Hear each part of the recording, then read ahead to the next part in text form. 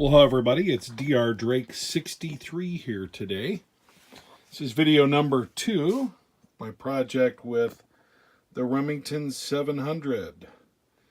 This is an ADL model. It is in 308 Winchester. And today what we're going to do is mount the Vortex Diamondback 2x7 scope. A lot of people are going to say, you're just putting a 7 power scope on there? And the answer is, why yes, that is what I'm putting on there. 7 power is plenty of horsepower for deer hunting. When you're thinking about it, on 9 power scopes, 3x9s that I've used, typically I've got those set on about 4 out past 200 meters. So for me to look at getting a higher power scope, these big 50 millimeter reticles and 12 power and all that, I can see using that for target shooting, but in my opinion, for just about all of the deer hunting anybody's going to do, those scopes are way overkill. So that's my philosophy on that. But today we're going to talk a little bit about the mounts we're going to use.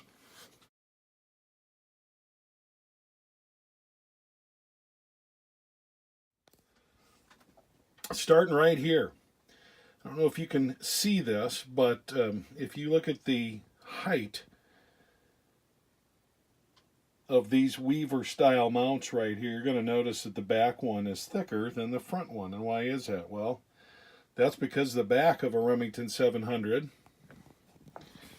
is taller than the front.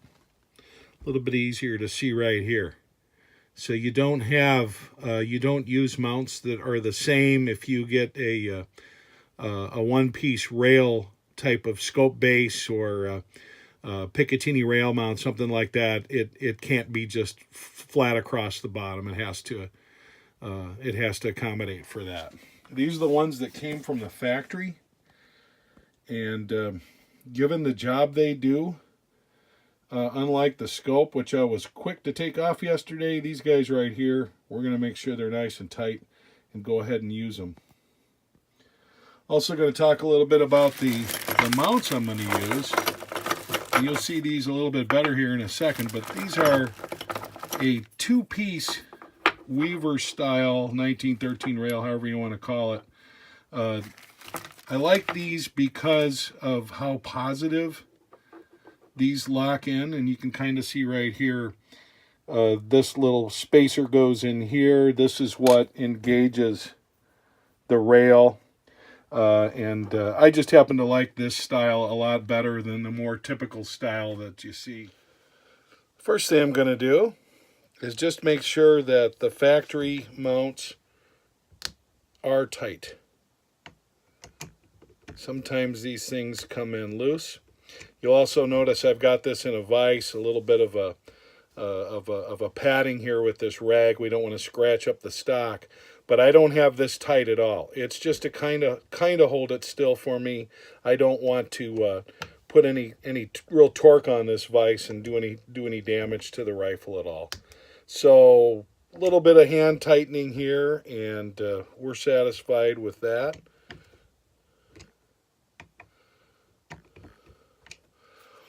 So I mentioned how these things work, and basically they're a little bit tricky to get on, but once they get on, they're going to get on. So you can kind of see how this works here. These go together and form your basis of which to engage the base, just like that. So you kind of need to do this all at once with your scope. It's a little bit tricky, but I'll show you how we do it. So what you're going to see here is I've actually joined these at the top, just starting one of these screws, just enough to get this on here. Okay, so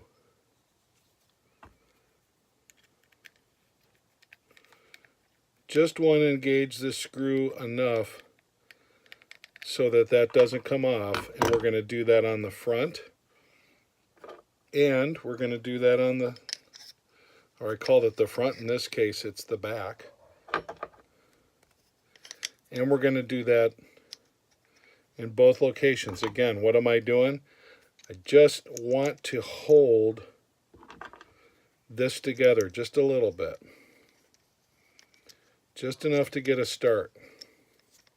Because as you can see, these things are going to want to come apart on you otherwise. So what I have here is a couple very loose fitting. In fact, I actually need to loosen this front one up a little bit.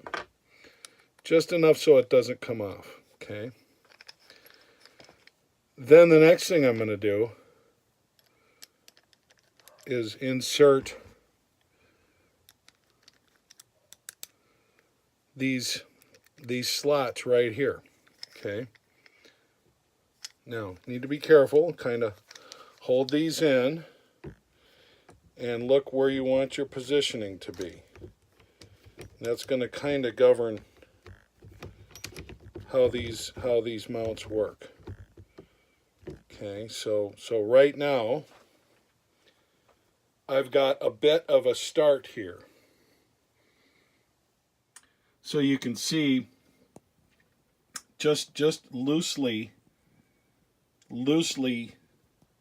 tighten just to hold the top together so I could get that bottom piece in. And my next decision now is, where do I want to position these? And I think I'm going to move this one back to this position, and then we'll start making adjustments on the scope. Once I've done that, I can start just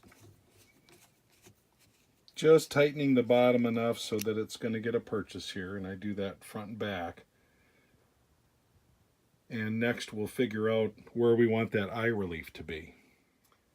Once I've established where I want my eye relief to be on this particular firearm, the other thing I want to check is, am I going to have plenty of bolt clearance? Because that's kind of important. Just want to make sure that you're not going to have any touching here with the bolt on the scope itself. And I don't. So that's a good thing. Now it's a matter of leveling out the sight picture and tightening these. Now everybody's different on how they approach this stuff, but for me, in terms of leveling a scope, what I like to do is I like to hold it just like I'm going to hold it in the field, and find something such as a vertical support beam, something that you know is straight up and down and or perfectly horizontal, and while holding it, see how well you line up. And I've got this extremely well lined up on some vertical and on some horizontal lines that I know are good. And why do I say, well, it's important to do it holding the rifle? Because that's how you're going to shoot it. When I know there's guys that'll use scope levelers and things like that. I'm not against them. I just don't see a need for them for the type of shooting I'm doing. And again, if I was looking to shoot close groups at 500 meters or something like that, I think I'd be a little bit more picky about that. But standing freehand, shooting at a deer which may or may not be moving, this method has always worked well for me, and I've never missed a shot because my scope wasn't properly aligned. So what I'm doing is going ahead and tightening these mounts as they are, and you can see how they're different than a lot of scope mounts that you see, which are a solid ring across the top. These join at the bottom and at the top, and again, make for a nice positive lock connection. So I like these quite a bit. The other thing you want to be careful about when you're installing a scope is you don't want to over tighten these screws to the point to where you could potentially bend the metal in the tube. You want to make sure that you go a little bit at a time, one position to the next, because these are somewhat dependent on how tight the other one is, and you want them to be even. So the last thing I want to do is ruin a good scope. So I'm going to be a little bit patient in this approach, but once you've got these good and torqued down, you'll feel it. And I have never been a guy that puts Loctite on these things. I know a lot of guys do. I've used Loctite in other applications. I certainly, again, don't have anything against using Loctite, other than I've never once had an optic, a scope, a rail, or anything come off that I've properly hand tightened. So for that reason, I haven't used Loctite. I'm going to show you the throw of this bolt again. Nice and clear, which is what we're hoping for. And after tightening, sometimes you will tighten some scopes, and they will. After you tighten front and back all the way around, you'll find that you actually have a scenario where you've changed the position of your scope with relative to level and horizontal. Again, if you go back and forth like I was doing, one to the next, you will avoid that. So it's always a good idea, though, as you're tightening, to check and see if you're having changes. If you are, it's easier to make adjustments until you get it all the way tight, and then you have to go. But here's the setup. I'm still used to the old, 700 that comes with a front and back metallic iron sight. You don't see that as much anymore, because everybody knows you're going to put a scope on these things. But anyway, so this is what it's looking like with the Vortex Diamondback. And next thing we're going to do is get this sighted in 50 yards. That's all I can do today. We're going to get this sighted in at 50 yards and see what kind of performance we're going to have. We're going to zero this rifle today with a couple different types of hunting ammunition. We're going to use this Hornady, which is a 308 Winchester. It's 165 grain boat tail soft point. And this ammunition claims that if you want a 200 yard zero, you're going to be 2 inches high at 50 yards. Or I'm sorry, at 100 yards. Can't shoot at 100 today, so we're going to be at 50. And we're going to want to be right at about dead on at 50, from my understanding of the ballistics of this round. Same goes with this Winchester Power Bond. It's 150 grain, so a little bit lighter. And you're going to see its ballistic table, again, tells you to be 2 inches high at 100, to be zeroed at 2.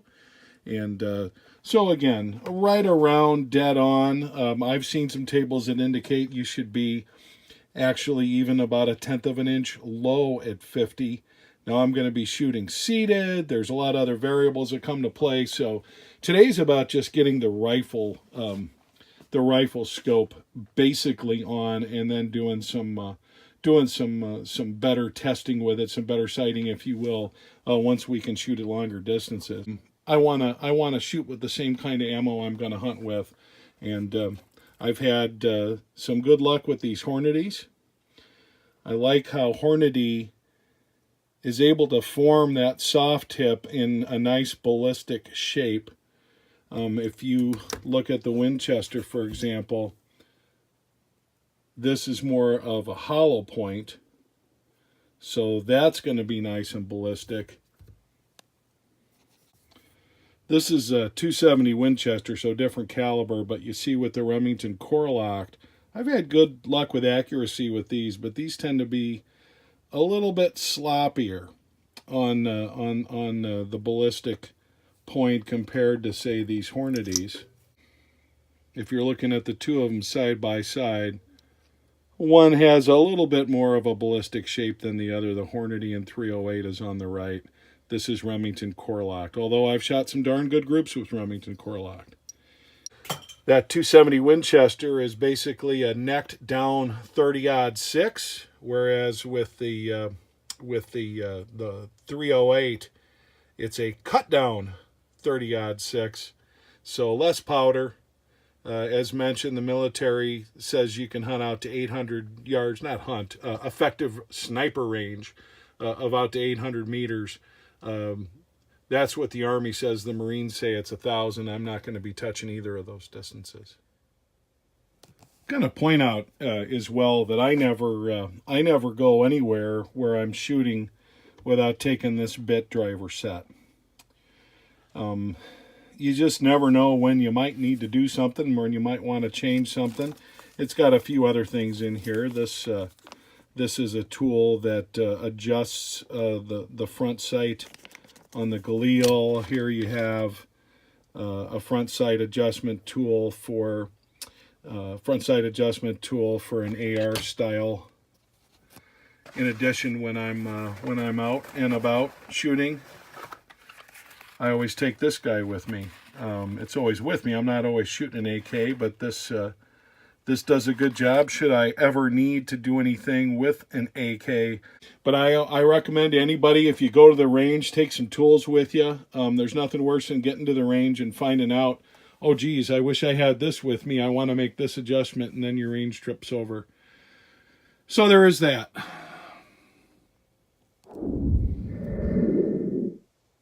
The goal here today is going to be to first get on paper at 25 yards, and then using what we know about windage and elevation adjustments to be able to go ahead and get zeroed in at 50. Now, that might take 3 shots. That might take more. I can tell you this, my experience with this Vortex 2x7 scope is that it tends to be pretty true to the adjustments you make. So if the rifle's doing its job, then we're good to go. One last piece of advice before you go out. I always suggest running a bore snake down the chamber of any brand new firearm before you shoot it. There's some guys that want to give it an even more thorough cleaning than that.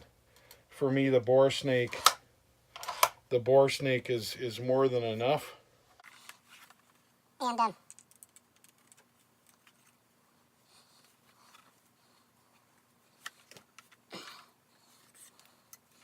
give it a good pull. And we know we're going to be clean as a whistle and ready to go. So it's time to go see what we can do with this Remington 700 ADL and 308. This is video number 2 about this rifle, sighting in, and we're excited about it. Hope you'll enjoy watching the results with me. Well, when sighting in, it's highly suggested to use a grid style target like this. It's a lot easier to make your adjustments. My first shots were sailing high, so we did the appropriate number of clicks and arrived at this location. First 50-yard group, a little bit to the right, but you see 2 of them touching each other. I like that. Here we're shooting with the Winchester. Don't like that ammo quite as well, but getting better groups with the Hornady. It's just better ammo. After we'd shot our groups, it was time to just have a little offhand shooting fun. As you can see, I'm a lot more adept at loading with a magazine than I am an internal magazine, but once we got that going, as you can see with the 24-inch barrel, there's not a fireball, not any unburned powder like you get with some of these shorter barrels, and found that the trigger was very agreeable, and the gun balance as well, nice and lightweight, and I do have to say I enjoy shooting it freehand. Here are my results. Obviously, a little bit of elevation could come into play, but as far as windage, dead on. Next up, we're going to do some longer distance shooting, 100 and 200 yards. Appreciate you watching this rather detailed video about scope ring installation, scope installation, and zeroing in with the Remington 700. And as always, please support the National Rifle Association. This is Dr. Drake 63 saying thanks for watching.